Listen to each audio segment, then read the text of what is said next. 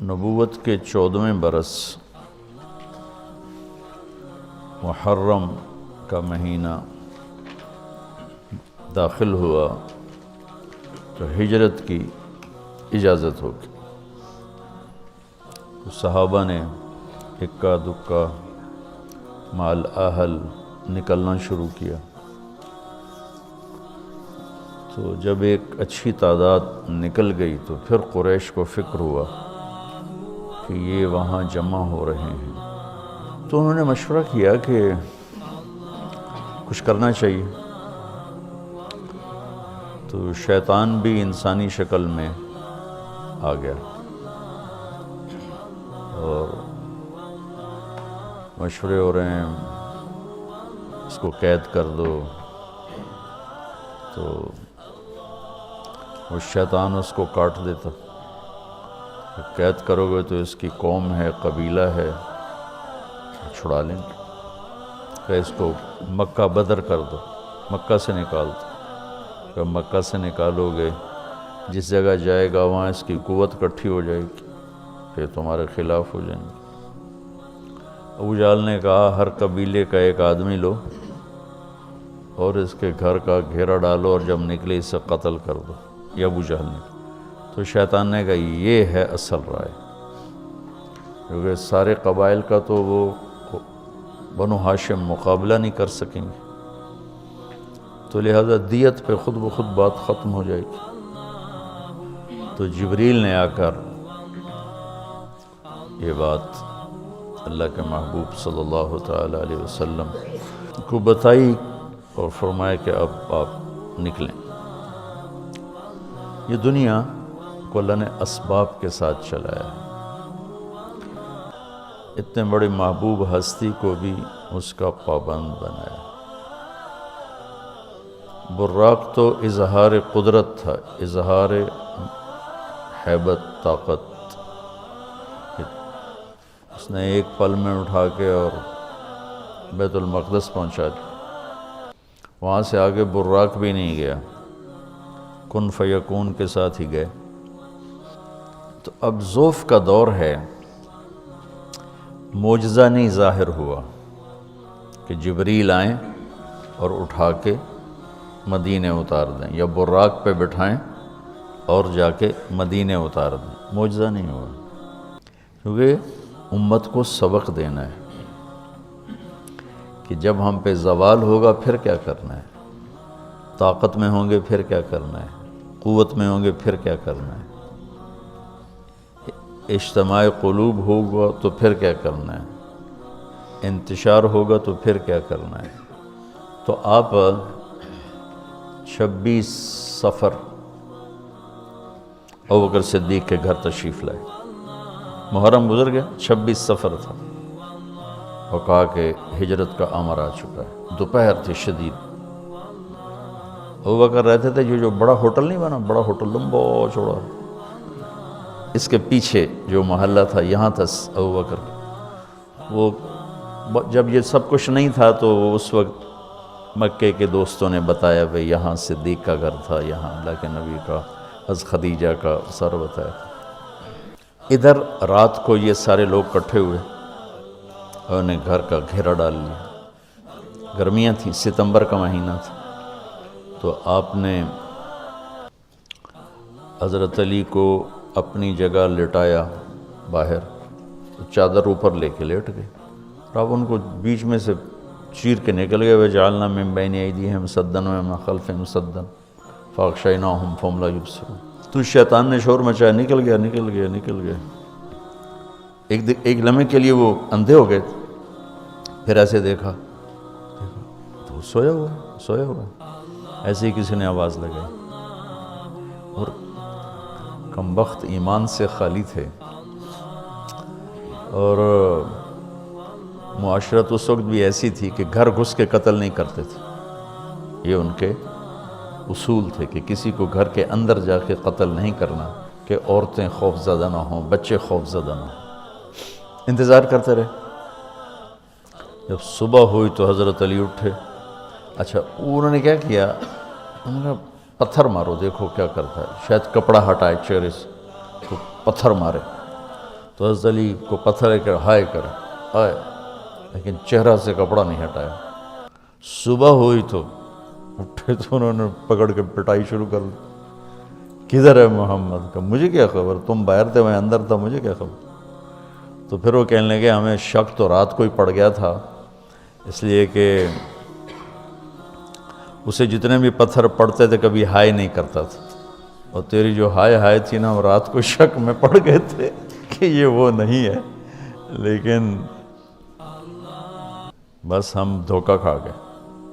تو آپ وہاں سے نکلے تو یہ 27 کی رات تھی، 27 صفر، اور ستمبر کا مہینہ تھا، تو 622 عیسوی تھی۔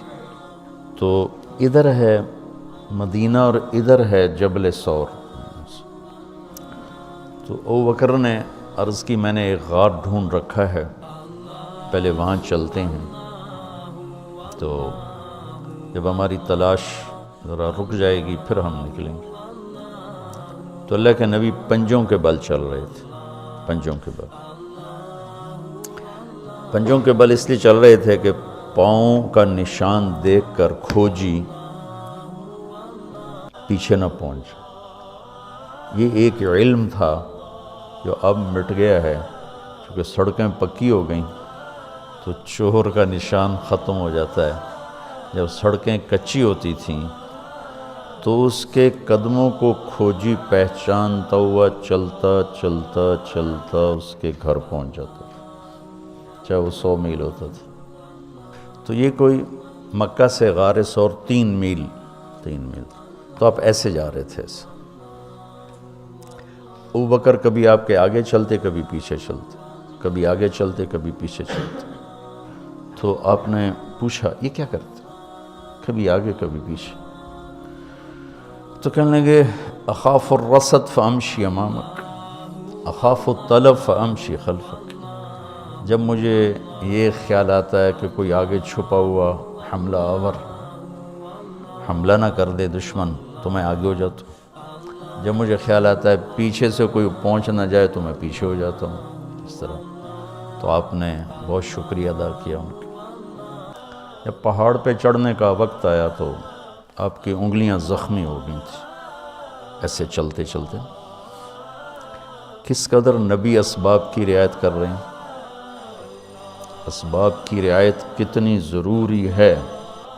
تو ابو بکر نے آپ کو کندھے پہ بٹھایا اپنی کمر پہ، اور غار جبل ثور ایسے سیدھا پہاڑ ہے ایسے، میری آج تک ہمت نہیں ہوئی چڑھنے کی، حالانکہ کتنے سالوں سے اللہ لے جا رہا۔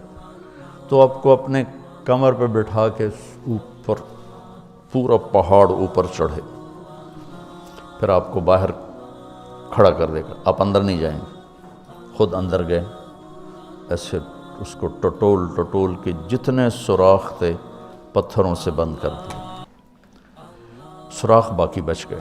تو اپنی پگڑی اتاری، پھاڑ پھاڑ کے سوراخ بند کی، پھر سوراخ باقی تھے، کرتا اتارا اور پھاڑ پھاڑ کے سوراخ بند کیے۔ ایک باقی رہ گیا جس میں وہ سانپ تھا۔ علماء نے لکھا ہے کہ وہ سانپ جو ڈس رہا تھا، ایک تو سانپ اپنی فطرت سے ڈستا ہے نا، علماء نے لکھا ہے وہ اس لیے ڈس رہا تھا کہ وہ راستہ مانگ رہا تھا دیدار نبوت کے لیے۔ یہ کئی علماء نے یہ لکھا ہے کہ وہ اپنی فطرت سے نہیں، احتجاج کر رہا تھا کہ میں نے راہ دے، میں بھی دیدار کروں، میں بھی دیکھنا چاہتا ہوں۔ یہ تھا۔ تو کہا یا رسول اللہ آئیے۔ جب آپ اندر تشریف لائے تو اندھیرا تھا، پتہ نہیں چلا، تھوڑی سی روشنی ہوئی تو دیکھا ابو بکر کا نہ کرتا تھا نہ عمامہ۔ تو آپ نے پوچھا تیرا کرتا کدھر ہے، تیری پگڑی کدھر ہے؟ تو انہوں نے اشارہ کیا کہ یہ سارے سوراخ تھے۔ تو اللہ کے نبی کی آنکھیں چھلک پڑیں، آپ نے ایک دم بے ساختہ کہا یا اللہ میں ابو بکر سے راضی ہوں، تو بھی اس سے راضی ہو جا اور اسے جنت میں میرا ساتھی بنا دے۔ تو اسی وقت جبریل اترے اور آ کر کہا یا رسول اللہ، اللہ تعالیٰ خوشخبری دے رہے ہیں کہ وہ آپ کے ساتھی سے راضی ہو چکے ہیں اور جنت میں یہ آپ کے ساتھی بھی ہیں۔ یہ خوشخبری ہے کہ یہ جنت میں آپ کے ساتھی ہیں۔ تو انہوں نے قریش نے کھوجی بلا لی، تو انہوں نے وہ انگلیاں پکڑ لیں اور ان انگلیوں پہ چلتے چلتے چلتے جبل سور پہنچا دیا۔ تو اللہ نے ان کے آنے سے پہلے، غار کا دہانہ بڑا ہے، ایک بیل ہو گیا، اس کے بیچ میں مکڑیوں نے جالے پھیلا دیے، ایک کبوتری نے تن کے رکھ کے انڈے دے دی، تو ان کے جانے سے پہلے 2 کام ہو چکے تھے۔ تو وہ کھوجی کیسا، حالانکہ پہاڑ پہ تو، کچی زمین پہ تو پورا پاؤں لگتا ہے، پہاڑ پہ تو ایسے ایک آدھ کوئی نشانی پڑتا ہوگا، تو کیسا علم تھا، ان کو لا کر اس نے دروازے پہ کھڑا کر دیا، کہا یہ اس سے آگے کوئی نہیں۔ تو ابی بن خلف کہنے لگا تیرا دماغ خراب، یہ جالا محمد کی پیدائش سے بھی پہلے کا بنا ہوا ہے، اور تو کہتا ہے ادھر گھس گئے، بے وقوف کہاں لے کے آ گیا؟ اب ابو بکر ڈر رہے تھے کہ یا رسول اللہ اب کیا ہوگا؟ تو آپ نے کہا ما ظنک باثنین اللہ ثالثہما، جن کا اللہ ساتھی ہو ان کو کیا پریشانی؟ تو امیہ بن خلف نے وہیں دروازے غار کے منہ پہ بیٹھ کے اندر منہ کر کے پیشاب کیا، اب دونوں سامنے بیٹھے تھے۔ تو آپ نے مسکراتے ہوئے فرمایا دیکھو اگر یہ ہمیں دیکھ سکتے تو یہ یہاں بیٹھ کے پیشاب کرتا، تو انہوں نے آرام سے وہاں پیشاب کیا، وہ سامنے بیٹھے ہوئے تھے دونوں، اللہ نے بیچ میں پردہ ڈال دی۔ قرآن ابوبکر صدیق کے اندر کے جذبے کو بتاتا ہے، لا تحزن لا تحزن۔ قوم موسیٰ جب سامنے پانی اور پیچھے فرعون، تو ان کے جذبات کی ترجمانی کرتا ہے انا لمدرکون، انا لمدرکون۔ 40 برس کی صحبت اٹھائی ہے 2 نبیوں کی، ہارون اور موسیٰ، وہ کلیم اللہ ہیں، پہلے رسول کلیم اللہ، رسول تو ان سے بھی پہلے تھے، کلیم اللہ پہلے کلیم اللہ ہے، اور 4 بڑے انبیاء میں سے ایک ہیں، ابراہیم، موسیٰ، عیسیٰ، نوح، اور 5ویں ہمارے نبی سب سے بڑے۔ تو جب آگے سمندر اور پیچھے فرعون، تو ان کو اپنے نبی کی کوئی فکر نہیں رہی، نہ موسیٰ علیہ السلام نہ ہارون۔ انا میں غور کرو اور لام پہ غور کرو، ایک انا اور لام، اس کا ترجمہ میں یوں کیا کرتا ہوں کہ کہنے لگے موسیٰ تو نے مروا کے ہی چھوڑا ہمیں، آپ کا کیا بنے گا، اب کیا ہوگا، آپ کی جانوں کو خطرہ ہے، ہم مارے گئے، ہم پکڑے گئے۔ تو آگے موسیٰ علیہ السلام نے اتنی شدت سے کہا کلا، کلا کا ترجمہ میں یوں کیا کرتا ہوں کہ ہو تسی اسے لیک کہ یا تسی پانی ڈوب جاؤ یا تو فرعون لتر مارے، لیکن ان معی ربی، میرا رب میرے ساتھ ہے، مجھے بچائے گا تو میری تو فعل تم بھی بچو گے۔ تو انا لمدرکون ان کے ذہن کی عکاسی کرتا ہے، پستی ذہن کہ صرف اپنی پڑ گئی، اور لا تحزن عکاسی کرتا ہے کہ ابراہیم، ابوبکر اپنی جان کا اگر خوف ہوتا تو لفظ آتا لا تخف، انہیں غم لگ گیا اپنے نبی کا کہ اب میرے نبی کا کیا ہوگا۔ تو حزن اپنے لیے نہیں، اپنے دوسرے کے لیے، آپ کی اب آپ کا کیا بنا، اب میرے نبی کا کیا بنے گا، اس کیفیت کے لیے قرآن نے اس میں عظمت صدیق ہے، لا تحزن، کہ انہیں اپنا کوئی فکر نہیں تھا، انہیں فکر پڑ گیا نبی کی۔ تو انہوں نے کہا ان اللہ معنا، اور ان اللہ معنا، صدیق کو بھی اپنے ساتھ لے لیا، تیرے میرے دونوں کے ساتھ اللہ ہے، فکر۔ موسیٰ علیہ السلام نے صرف اپنے آپ کو لیا ان کے اس جملے کی وجہ سے، ان معی رب، میرا رب میرے ساتھ۔ تو یہ یعنی اس امت اور اس امت کا فرق میں آپ کو بتا رہا ہوں کہ دونوں لفظ قرآن میں ہیں، سبحان، کیا کمال ہے۔ میں سوچتا ہوں کتنے پست عقل لوگ تھے، اتنے معجزے دیکھ کر 4 قدم چلے تو کہنے لگے اجعلنا الہا کما لہم آلہہ، بالکل ہی بدھو تھے وہ۔ اور اللہ کے نبی فوت ہوئے، رب ابو بکر کا خطبہ سنو، من کان یعبد محمدا فإن محمدا قد مات ومن کان یعبد اللہ فإن اللہ حی لا یموت۔ وہ کہہ رہے ہیں اجعلنا الہا کما لہم آلہہ، موجودگی یہ انبیاء، 2 انبیاء کی موجودگی، اور یہاں وہ دنیا چھوڑ چکے ہیں اور ان کا ایک ادنا خادم اعلان کر رہا ہے، من کان یعبد محمدا فإن محمدا قد مات ومن کان یعبد اللہ فإن اللہ حی لا یموت۔